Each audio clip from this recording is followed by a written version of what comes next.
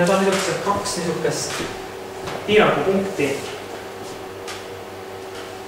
Kui me oleme mingi aega olnud selles nii-öelda ilmakehata maailmas, tavatseme öelda, et selles surmas, siis me tunneme, et me tahaksime midagi materiaalselt, füüsilist teostada.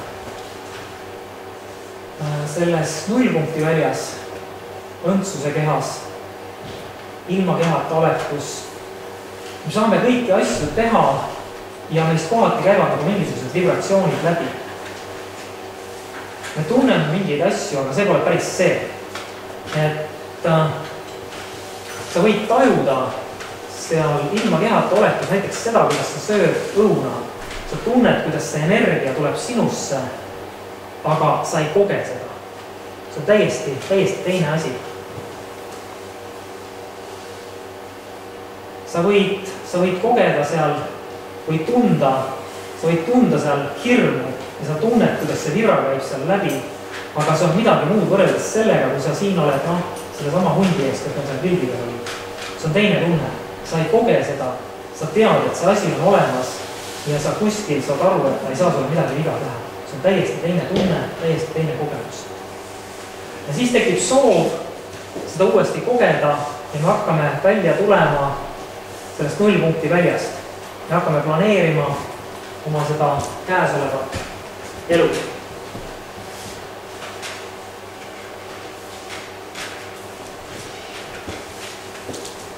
Ja siin on, ütleme nendel põlisrahvastel jälle nimetaks seda elu seda kulgemiseks. Keegi ei küsi, kui vana sa oled, kedagi see ei huvita, kõik vaatavad lihtsalt, kus sa oma kulgemises oled, kas sa oled õnnelik.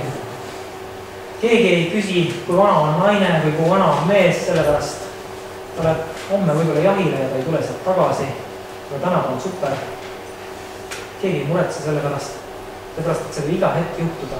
Meie oleme loonud enda ümber niisuguse turvalise keskkonna, aga samas oleme ennast kinni mätsinud läbi selle igasuguste tunnete, mõtete, uskumuste, mille tohutus vangis me siis oleme.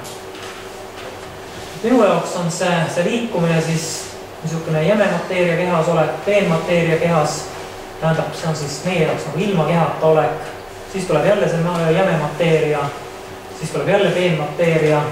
Tavaliselt öeldakse siin elu-surm, mõnus asi, jube asi, mõnus asi, jube asi. Me oleme pannud nad niimoodi, ühesõnaga pendel käib ühest servast teise.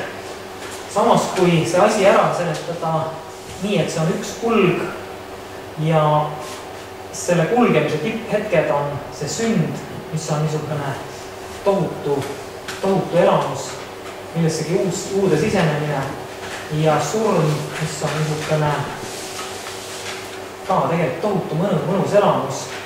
Kui me seda läbi oma hirmude ei ole siis nii-öelda teinud mingiks täielikuks õudikuks. Kui te olete teinud või harjutate alfatasandi meditatsiooni, siis seal ütleme seda kogeda, seda surmakogemust. See on jälle nii, et kui me oleme siin füüsilises kehas ja seda reaalset surma ei ole, me saame mingisuguse pildi või mingi kujundi sellest surmast, aga me ei koge seda päris täpselt läbi, aga me saame aru, mis toimub sellest.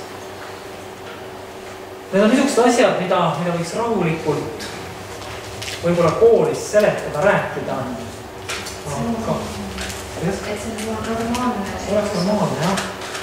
Või vähemalt, kui seda ei usu, siis võiks need asjad võib-olla öelda, et näed, et kaasaja darwinism usub, et need asjad on, et inimene tuli ahvist, aga siin osa räägivad, et tuli surismao näol, tuli elu maa peale ja sellest tuli lõpuks inimene. Samas võib rääkida, et on ka niisugune teooria, kuidas see elu kulgeb, kus juures kuni Nikaia kiriku koguni, see oli siis kuskilt circa 5 aastat meie aja arvamise järgi, oli täpselt see teema, mis ma siin maha rääkisin, nüüd samal kujul, aga mingil niisugusel kujul oli kiiris kirjas. Aga siis tuli otsus, et teha sellest ristiusust niisugune tööriist, millega inimesed hoida siis nii-öelda õnge otsas. kõnge otsas, kui luua nii-öelda kord, luua kuulekad inimesed, siis võeti sealt välja need õpetused, mis rääkisid siis nii-öelda elust enne elu ja elust pärast elu ja elust kui kulgemisest.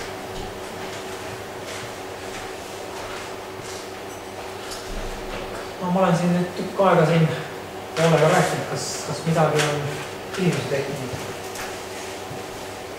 Minu tekkis sellega see inimese joodist vaadata, et see surm on siis selle B-mateeria kehata.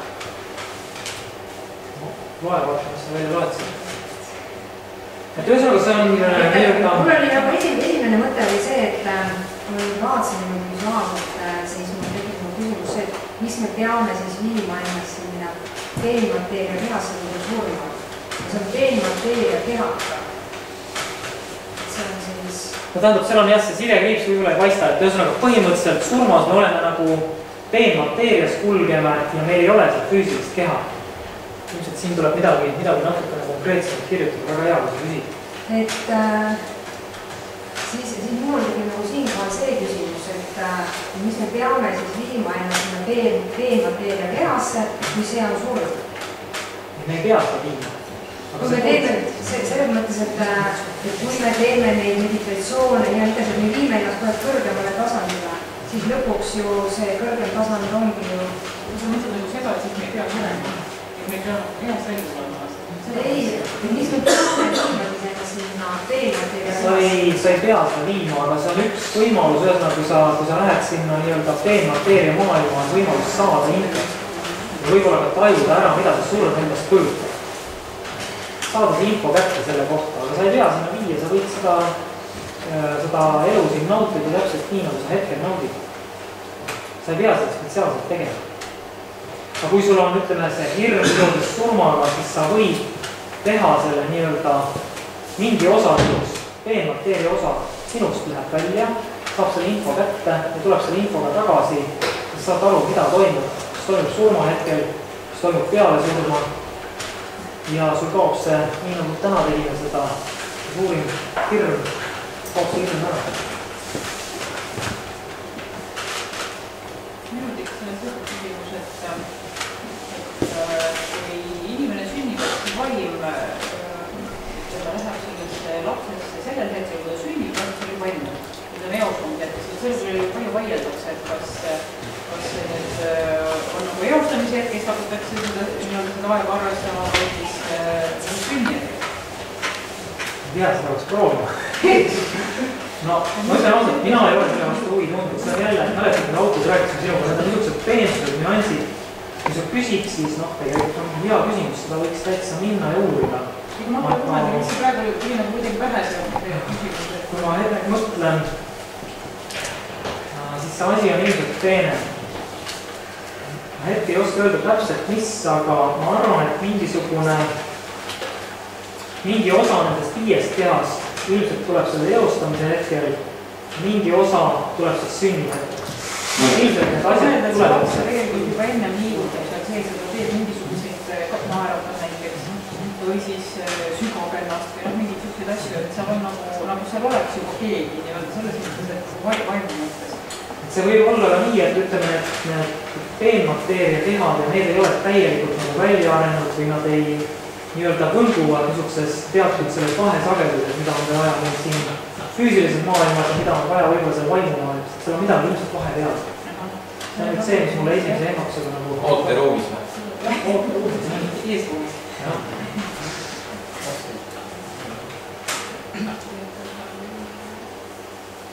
Nii, midagi veel? Lähme edasi. Aga mina ka küsiks, et on see mingi teine määratlus, et hing ja vaim ja keha, et kuidas sa neid omavahel siin seotud, et kus see hing võiks olla siin B-mateeria kehas? Et vaim peaks olema nagu veel kõrgemal, et see on siis see lõõmsuse keha. Tähendab, see on täpselt see koht, et ma olen siin ühe teisega rääkinud ja ma ei ole saanud ammendavat vastust. Kus ta täpselt on? Minu vastus on, et ta on siin, seal ja igal pool. See on minu arvamus, aga see on nüüd jälle see teema, mille üle võib pikalt vaielda. laskuda niisugustesse pikkadesse aruteludesse ja läbi selle tõmmata oma see vibratsioon päris korralikult alla. Hetkel on see teema, et kui sa lähed, kus ta siis täpselt on? Ma ei ole nagu selle pärast muret tundnud. Et kui sa lähed poodi ja ostad jäätise, kas see jäätis on selle tehase oma, kas ta on selle poe oma? Sa ostad ära, kas ta on nüüd sinu oma või sa ostad selle lapse jaoks, on see lapse oma. Kui sa tee peal tuleb koera vastu, mõtled, et annab tükikest talle, kas see jäätis on nüüd koera oma, ma ei oska öelda. Küsimus mul tuli tegelikult sellest, et see sama lapse teema, et kui ta on loode, siis üks teooria on, et see hing käib vaheldamise sisse välja. Mõnel on kinnistatud nagu hästi kiiresti ja mõnel kinnistatud oleks sünnihetkel. Siis ma mõtlesingi, et kus see hing siis nendes kehades võiks esitseda. Ma ei oska öelda. Mis hinge ja vaimu vahet? Võib-olla nad ongi üks või on tähendab, sellest võiks pikalt rääkida, aga see on täpselt sama nagu nendel piltidel oli, kus hakkab üks käe, kus hakkab teine. Kas ühesõnaga, mida ma ikka kasutan, on see, kas jõgi on see, mis voolab, see vesi, kas jõgi on see jõe põhjas kruus, kas jõgi on kaldad, kas jõgi on see niiskõhk seal jõe kohal. Siin võib väga täpselt neid välja öelda. Ma defineerin oma küsimust. Mis on hinge ja vaimu eesmärk? Reet, sa oskad öelda? Õppida. No hing tuleb siia mingisugust elu eesmärki. Mingit kogemust oma. Jah, tal on mingisugune eesmärk ja selle saavutamiseks on tal vaja saada mingisugune kogemus, mingisugune tegevused läbi viia. Mina olen kuulnud, et vaim on see kogemustega hinnatud. Kuidas? Vaim on see kogemustega hinnatud, et siin on ikka loemine ja siis seda vastab.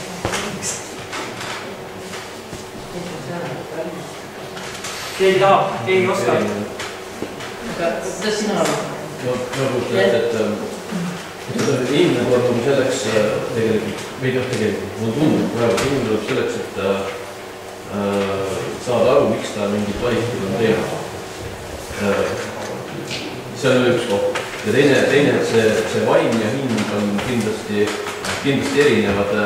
erinevad oldused, et nad ei kasva üksteiseks üle. See on mina saan praegu niimoodi aru. Ja hing on justkui see, kes kogu aeg seda kogeb ja täieneb ja vaim on justkui see eluvaim, mis selle hingele sisse tuleb, tähendab, et ilma selle eluvaimuta ei ole hingel elu, tähendab. Et hing ilma vaimuta on selline igavene hing, aga mingites hetkedeks tuleb talle vaim sisse, vaimustab ära selle hinge ja siis see on justkui elu talle. Ma arvan, et minu jaoks sobib igal. Need on jah niisugused väga valusalt lahti seletatud ja need on niisugused teemad. Tähtis on see, et sa enda jaoks teed selle selgeks. Mina ütlen, et minul nagu see hetkel see ei huvitanud ja ma ei oska sinna. Ma olen sul tänu selle.